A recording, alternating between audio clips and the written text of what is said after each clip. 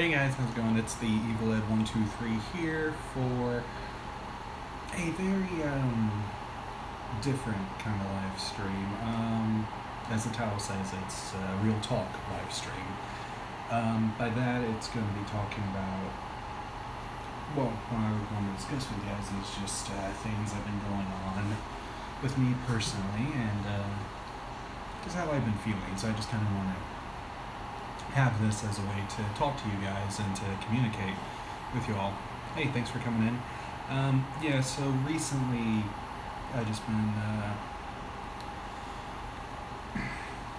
I hit a spot where I'm not sure what to do, like where I'm going with all this, where I'm going with this channel, where I'm going with Balloon Boy Forever channel, where I'm going with Elseworlds. With Elseworlds, I should rephrase that. With Elseworlds, I know what to do with that channel because that channel is set. That channel is grounded in, okay, this is what this is going to be about. And even the Balloon Boy Forever one, I guess, if I really think about it, the Balloon Boy Forever one is going to be that, the inflation videos. The Elseworlds, feature films channel, that's going to be DC and other comic book related stuff. That's what that is. I guess the real talk for this one is more, what do I do with this channel? Where do I go from here? That's something I've been wondering, and I think, since the new year is coming up soon, I think there's going to be some changes. I feel that there needs to be some changes with this channel and the way I do the channel from now on. So I just wanted to talk to you guys and hear what you all think, what your 2 cents worth, or just hear what you guys feel about this channel and where you think it should go. So yeah, I'll wait till people start coming in and we'll talk about this.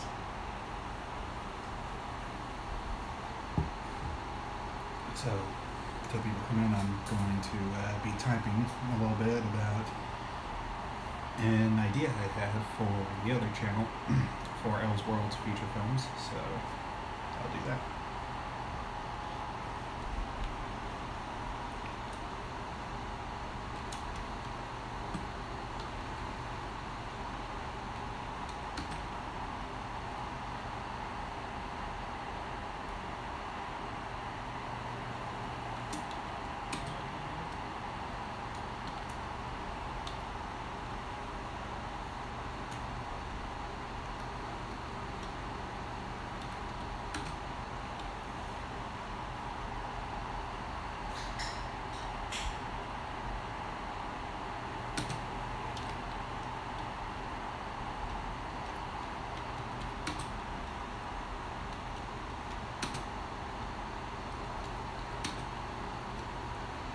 Hey, thanks for coming in.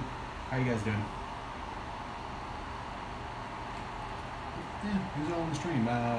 Feel free to say hi, say who you are and what brought you to the stream, so that way we can talk.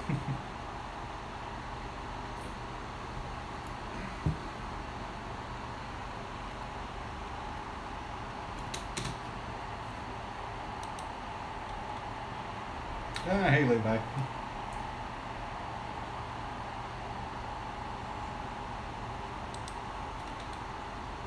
It's going pretty good. It's going good. I'm doing this stream to talk about this channel and my other channel that I actually set up. That's going to be more comic book related, and I'm actually writing a script for that right now. I'm not sure if you see it, if I have a link set up for it, but I'll probably leave a link in the description of this video or this live stream as soon as I'm done. But the other channel is Elseworlds Feature Films, where that one's going to cover more comic book related material, DC related mostly, and maybe some Marvel here and there. That's going to cover me doing short films and sketches related to, those characters, related to the DC, encyclopedia. But yeah, everything's going pretty good. Did you have a good Christmas?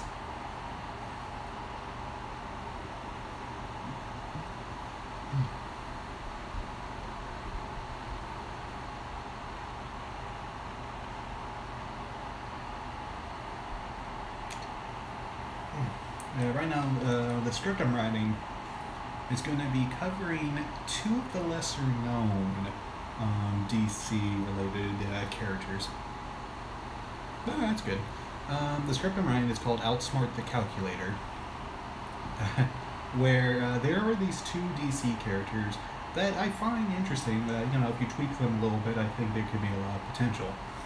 This is actually one of the reasons why I love Legends of Tomorrow, Arrow, Flash, and Supergirl. I love these shows because they're able to take a character that was written for the comics, maybe as just a one-off kind of character, or one that was just meant for, you know, like a minor character, or a character that had seemingly lame powers, or, you know, that just seemed like, okay, well, yeah, I got a couple good stuff. I got, let me show you one of the things I got that I really like.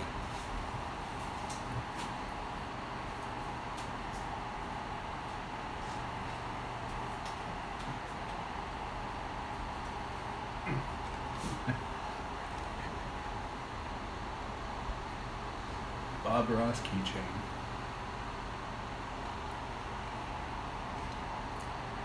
How long does it take you to... Well, it depends. For me, it depends on the idea itself. For me, how I write my scripts, I usually write the outline first, like basic idea. Oh yeah, I love Bob Ross. But for me, I'll write the outline, like basic idea of the story, or, you know, whatever idea I had. Oh, hey Nicole, how you doing? Yeah, send her my love. But usually what I do is I write the outline first, and then I start writing the dialogue and the setup.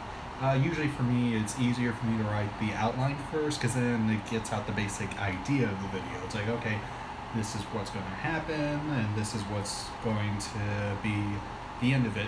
It's an interesting thing. Usually I think of the beginning of the story and then the end.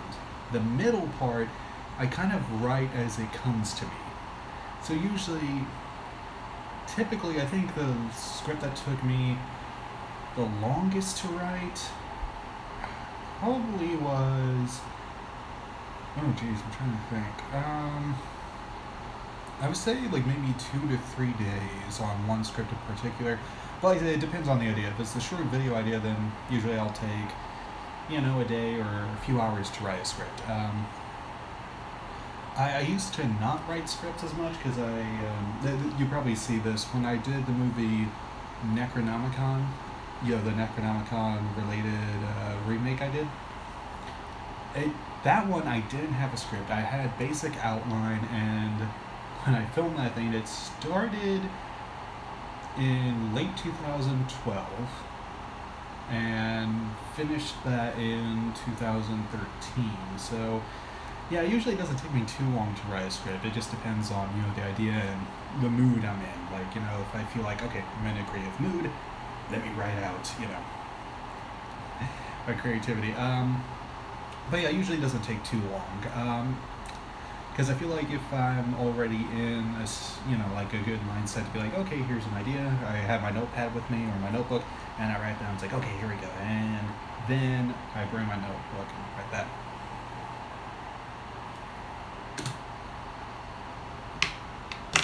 Really? That's weird. I thought...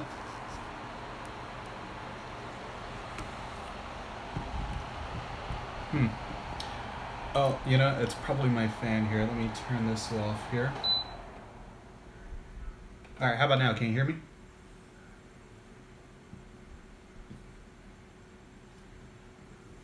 Yeah, something's been going on with the stream sometimes. It depends on, like, the sound I got, and for whatever reason, I don't know, it's a little weird. Yeah, usually I take the notebook with me wherever I go. It's... For me, if I have an idea, then it's nice to write it down. No, I'm fine. I got my other fan here.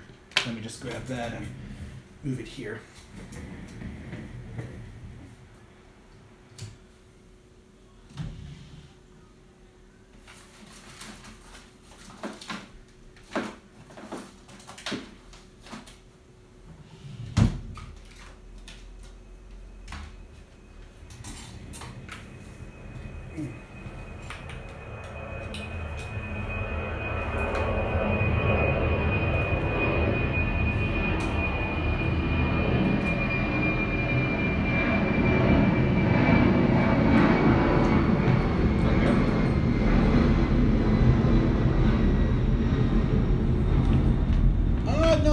notebook I bring with me is like the average type of notebook. It's like one of those notebooks you would get, you know, for school sales and all that, just like a regular size notebook.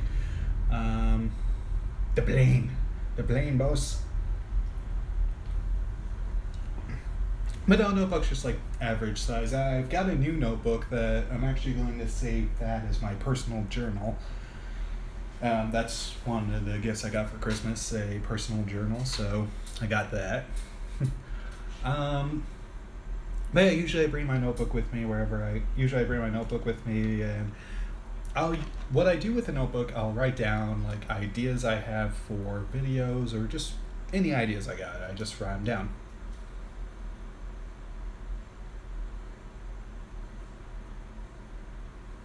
Yeah, I journal. Yeah, I did. But yeah, I'll journal sometimes. Not as much as I usually do. Yeah, I saw. Yeah, there's a lot of people that have like story time and journal related videos. Those are pretty neat.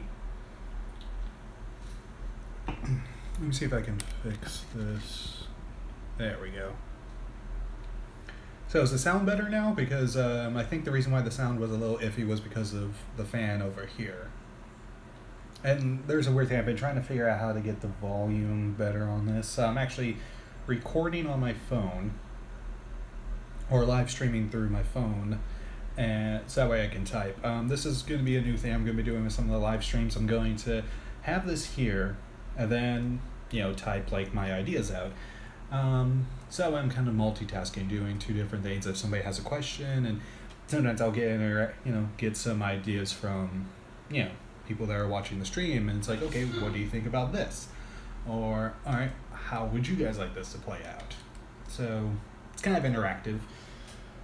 So that way, you know, it's kind of gives an audience to help write the video. Yeah. Oh yeah, the one I'm writing right now.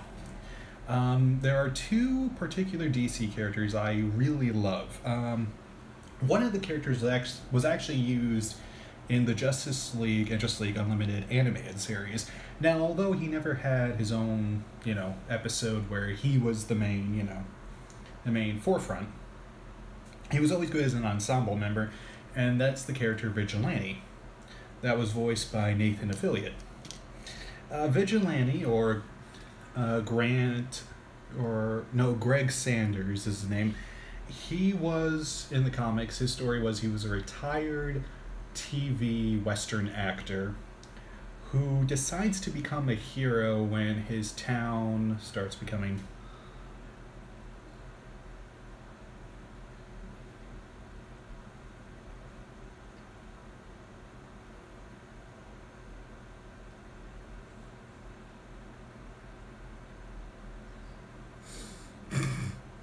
Levi, you see that question?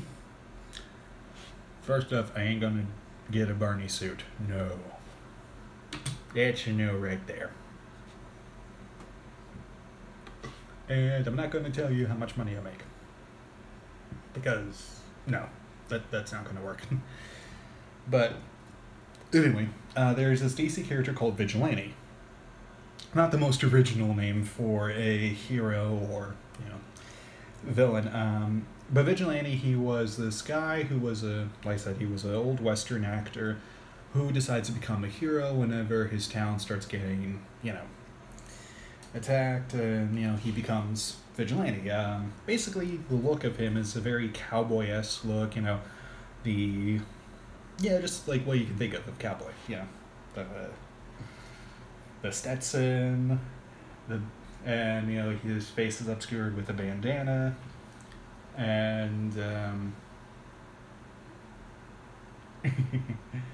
yeah, that's how he becomes a hero. And then, you know, there was a revival for the character later when Alan Moore created him for, I believe Alan Moore, you know, took a hand in writing him. Oh, no, it wasn't.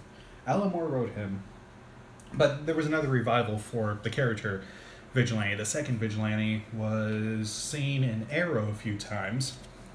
And that one is very Punisher-esque. That was like DC's kind of Punisher character, but at first in the comics, his character was not killing like, you know, the Punisher would do. He would actually take down, you know, the bad guys without having to kill.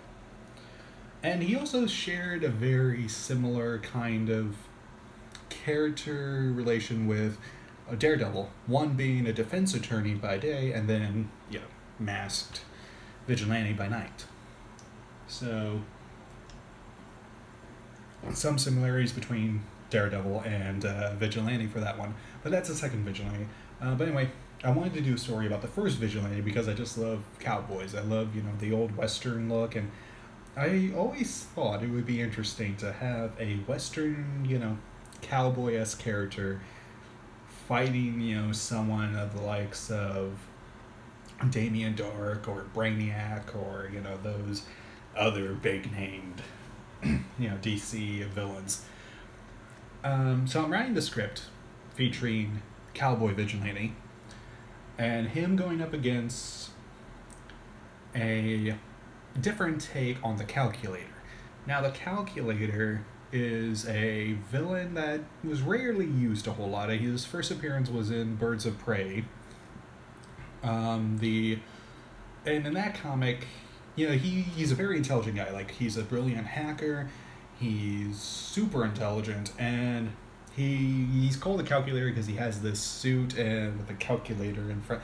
I don't know, it was just a weird name. I think the reason why it was called the Calculator was his, you know, skills of math and all that. Like, I don't know exactly the reasons why.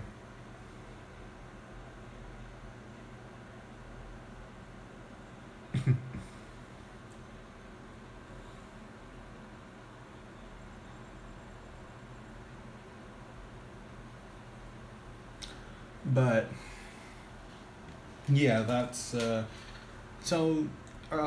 My revised version of him is I'm going to be taking some liberties with the character of Calculator. I'm making him a metahuman with the ability that he accessed the full capacity of his brain. Like, he's super intelligent, and he called himself that because of his skills in mathematics. And I would like to see how, you know, someone like the Vigilante would have to take him down.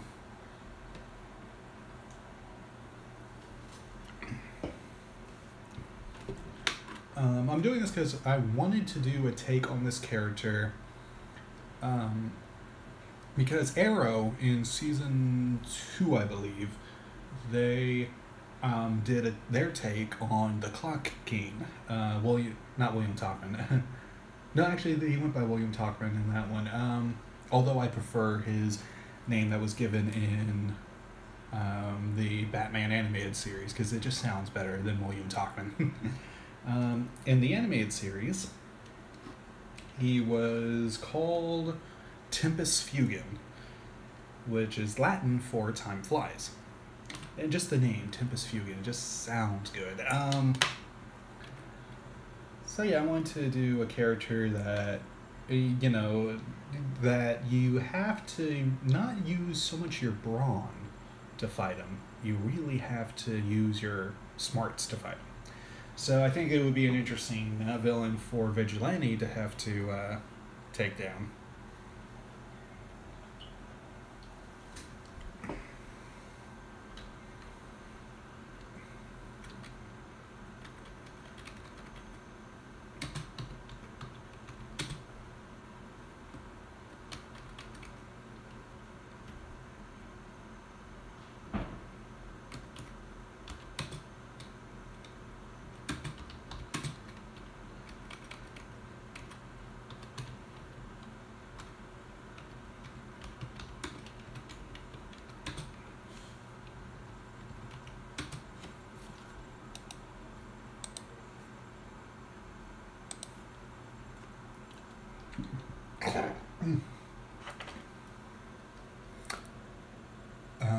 Who else is in the chat right now?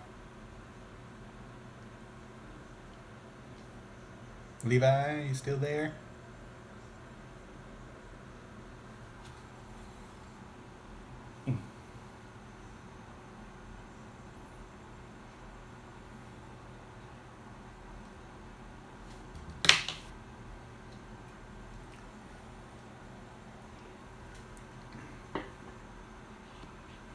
Oh, okay, cool.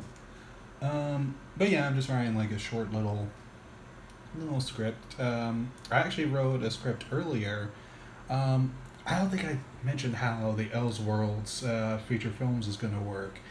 Elseworlds feature films, I mentioned before, it's going to deal with the comic book related stuff, short film sketches, and it's going to have a little series on there called Elseworlds One Shots, where those are going to be a series of videos that are just, one shot deals that are like, okay, this is what happens in this short, or this is what happens in that short. It's not necessarily going to be a series that's linear like, most shows are. Like, you can watch episodes out series because some of them really relate to the other. For the main series stuff that I want to do, I'm going to do what's called the Earth series. And those videos, it's like, okay, this is the series for Earth 21 or Earth 47. Those are going to cover, it's like, okay, all stuff in the playlist of that video is going to cover that particular series. I actually was talking with a friend, and I'm writing the script for, and I have an outline idea for that one where we're continuing the Smallville universe, where the old Smallville TV show ended. We're continuing it. My friend's going to be playing Oliver Queen of that universe, that universe Green Arrow, and I'm going to be playing Bruce Wayne of the Smallville universe. Which, one of the interesting things was, before the idea of them doing, a prequel, series, turning Smallville into the beginnings of, Clark becoming the Man of Steel, originally they pitched the idea to be like, okay, well, we want to do a prequel series about Bruce Wayne and, him leading up to becoming the Dark Knight. But they're like, nah, that seems too grim for that. So they're like, okay, well, let's do Superman. And it's like, all right, that's fine. Which is funny because now there's the series Gotham, which chronicles, young Bruce Wayne into becoming the Man of, into becoming the Dark Knight. Which is actually its last season's coming out pretty soon. And I think it's going to be interesting. I think it's going to be interesting them, finally taking those final steps for Bruce Wayne to become Batman. I'm looking forward to seeing that. And I also love, like, the beginnings of the villains. Like, their origin stories, like, how they became, like, how Edward Nygma goes from, being the tech or forensic guy for JCPD to him becoming, the Riddler. And, Oswald's whole arc when he becomes the Penguin. That's what I loved about Gotham. They were able to do that. So I always wondered, because there was a continuation to Smallville through comic books, a series called Smallville Season 11, which was their, if they got a chance to have another season, this would have been their other season, where they introduced Batman, they brought in the Green Lantern, and the other characters like Prometheus, Jay Garrick, like they had, this whole thing in mind to continue the series. So I always thought it would be interesting to explore how Bruce Wayne would be in Smallville universe. And my take on Bruce Wayne is going to be very different from most versions that you've seen before. The take I want to go for that one is something reminiscent to Adam West and Michael Keaton, like a blend between those two.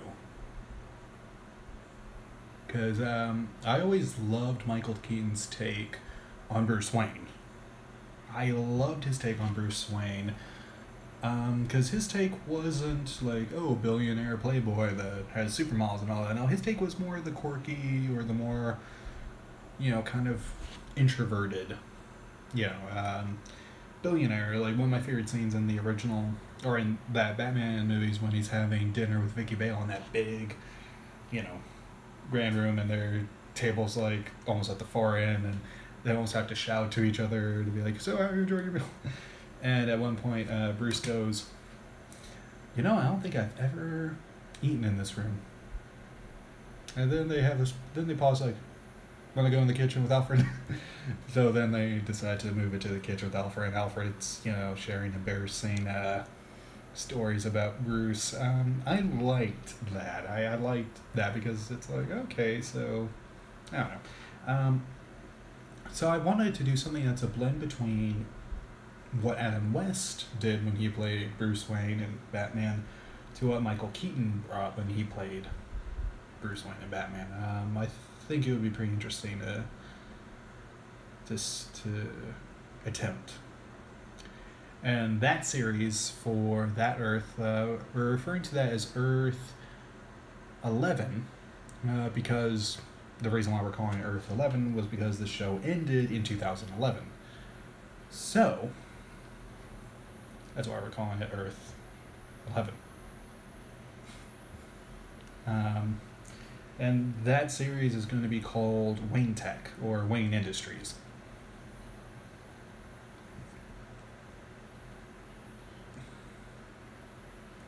Because mostly it's going to chronicle Bruce Wayne, and maybe, just maybe, Superman's going to show up. I say maybe because I don't want to give away if he's, if there's going to be an appearance of him. And there's this other idea I had for a series where, what if on Earth Bruce Wayne never became Batman? What if he actually became a detective? Like a legit detective, like something reminiscent to Sherlock Holmes. And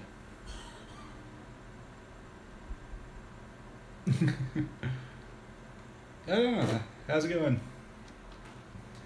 Brad Paris. Have you been on the streams before?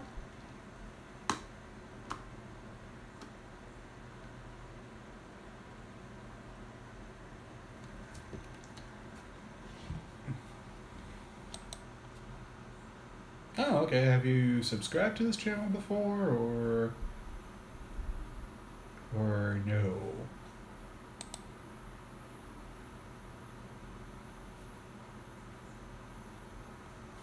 This is awkward.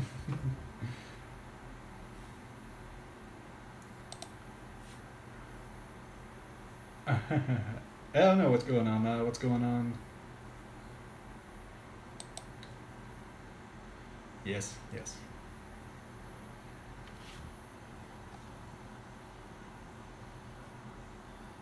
But anyway, so just writing a couple ideas out and getting ready to save them.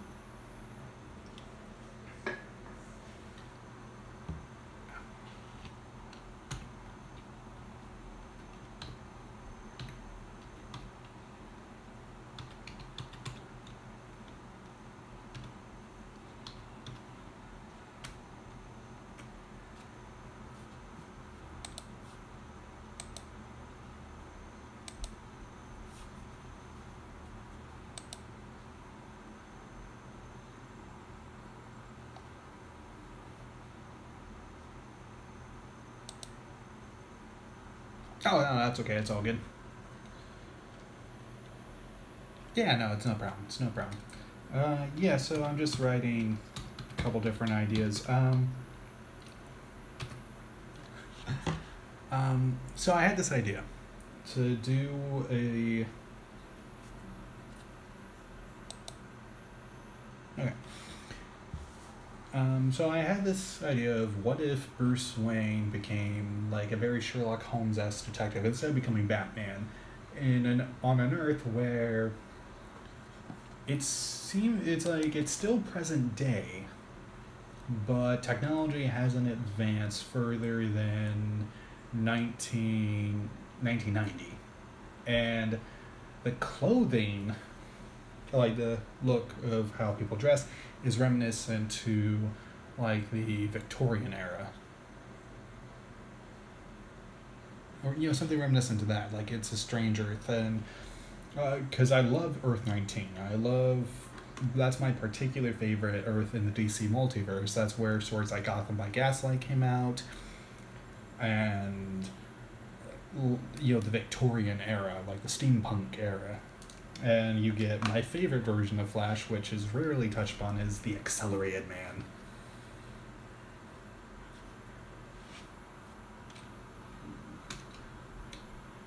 So.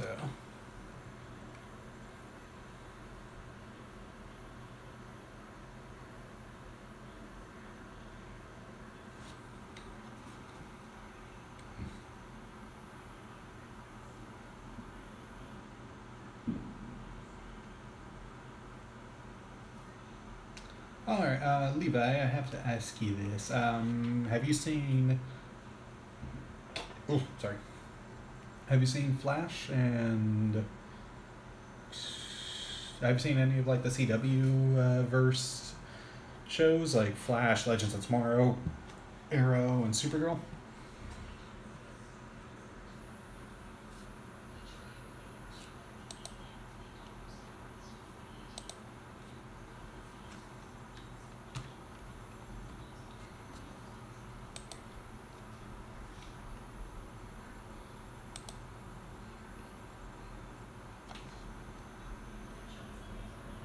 Oh yeah, no, those shows are good. I love Legends of Tomorrow is my favorite show. Out of all the CW shows, that one I label as my absolute favorite.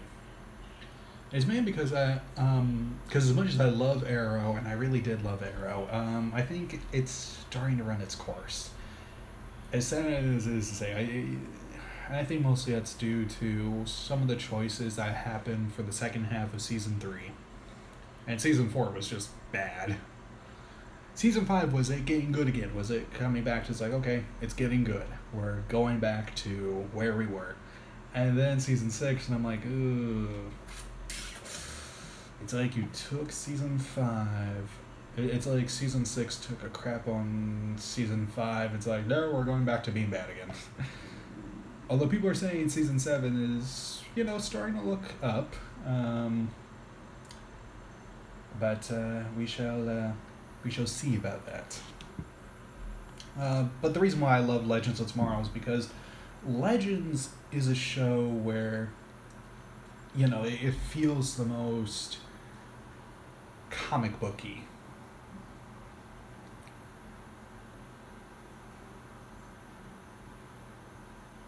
Oh, Flash is good too, and I've seen a little bit of Supergirl. I have not, other than seeing the first episode of iZombie, I haven't seen anything else of it. Although, from what I've seen of iZombie, that looks pretty good. And it's based off a comic book series too. It seems like CW is now becoming the home for comic book related shows.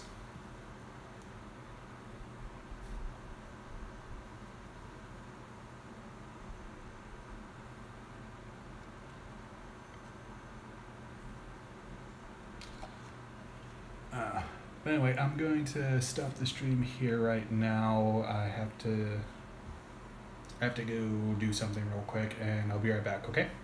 So, be right back.